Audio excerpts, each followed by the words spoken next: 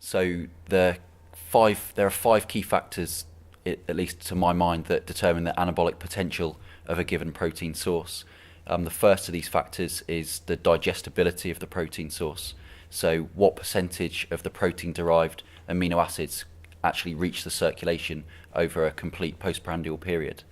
The second factor is the amino acid absorption kinetics, or protein digestion and amino acid absorption kinetics. So in other words, how rapidly the amino acids from the ingested protein appear in the circulation. The third factor is the metabolic fate of the ingested protein source. So in other words, what percentage of the protein-derived amino acids are directed towards the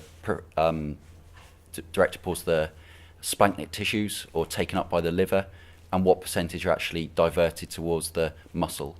And obviously the greater the percentage directed to the muscle, the greater the availability of amino acids for what we call muscle protein synthesis. The fourth factor is the essential amino acid content of the protein source. Studies have shown that it's the essential amino acids that are the key for the stimulation of muscle protein synthesis, at least a maximal stimulation of muscle protein synthesis. And then the fourth factor is the leucine content of the protein source.